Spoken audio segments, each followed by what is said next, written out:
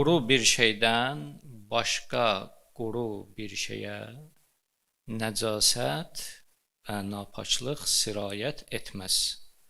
Nə qədər ki, əşyalar qurudur, onların arasında bu təmas və ötmə, keçmə baş verməyəcək.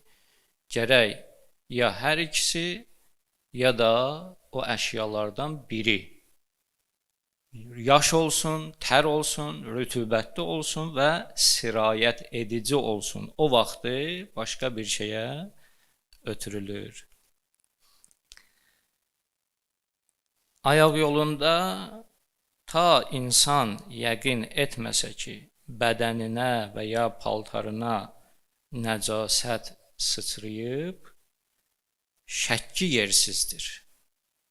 Şəkkinə etina etməməlidir.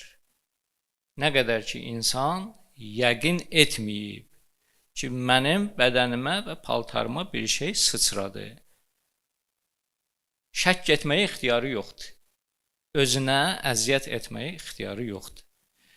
Vəsvəsənin heç bir yeri yoxdur burada. Ayaq yolunda su məxzənindən bəzən görürsən ki, su damcılayır. Su qətrəsi düşür yerə və insanın bədəninə ya paltarına sıçrayır.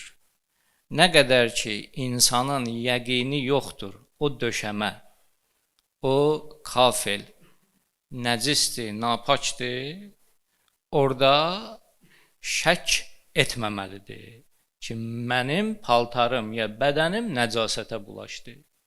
Şəkkin yeri yoxdur və o sıçrayan qətrələr də pak hökmündədir.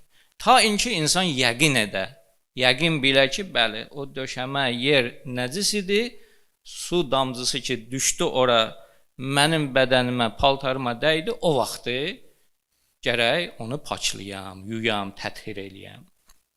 Və illa başqa təqdirdə şək etməməlidir və şəkkinə etina etməməlidir. Nəcasəti və nəcasətə bulaşmış napaç bir qidanı və yeməkləri insan yeməməlidir, haramdır. Məsələn, bəziləri var, qanı sovurur yarasından və yaxud da donuz əti yeyir, nəcisül eyindir, haramdır, yeyə bilməz. Və bu cür yeməkləri və içməkləri başqasına da nə yedizdirə bilər, nə içizdirə bilər. Bu da haramdır. Lakin əgər bir nəfər bilmədən napaç bir yeməyi yeyirsə və yaxud da suyu içirsə, bunu ona demək lazım deyil. Yəni, vacib də deyil ki, biz bəziləri elə bilir ki, deməlidir. Yox, vacib deyil. Və lazım deyil ki, ona biz xəbər verək bunu.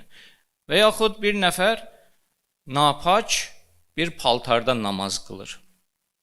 Bunu da ona demək lazım deyil. Ki, xəbər verək ki, saxla namazı, paltarın nəcisdir, bədənin nəcisdir, napaçdır, namazın batildir. Xeyr, belə bir vəzifəmiz yoxdur, lazım deyil ona deyək. İnsan qonaq getdiyi evdə əgər bir şeyi napaç edərsə, bunu o ev sahibinə deməlidir, yoxsa yox? Deyirlər, əgər o qida məhsulu olsa və yaxud da yemək yedikləri qab-qacaq olsa, zərf olsa, bu halda gərək ev sahibinə desin. Amma əgər yemək qidaları olmasa, qab-qaşıq olmasa, zərf olmasa, ev sahibinə demək lazım deyil. Vacib deyil. Desə də deyib. Amma belə bir vəzifə daşıyır ki, desin gərək ev sahibinə, xeyr. Başqa əşyalarda, məsələn, palazdır, xalçadır, batdı, paltardır, batdı, bunu evyəsinə xəbər vermək vacib deyil. Qida məhsulları olsa gərək desin. Qab-qacaq olsa gərək desin. Bu məsələlərdən sonra, deməli, fiqh kitabında Həzrəti Ayətullahul Uzma Seyyid Əli Xamneynin o fiqh təlimi kitabında mütəhhərat, mövzusu gəlir. Mütəhhərat, yəni paklayıcılar. Bu nəcasəti və napak olan şeyləri insan ki bildi, öyrəndi və onu təmizləyən və paklayan bir şeylər də var şəriətdə, onları da gərək insan öyrənsin. Birinci sudur, ikinci yerdir, yəni torpaq, üçüncü günəş, dördüncü istihalə, beşinci intiqal, altıncı İslam, yeddinci təbəiyyət, səkkizinci nəcasətin aradan getməsi, doqquzuncu müsəlmanın qaib olması, onuncu da nəcasət yeyən heyvanların istibrası.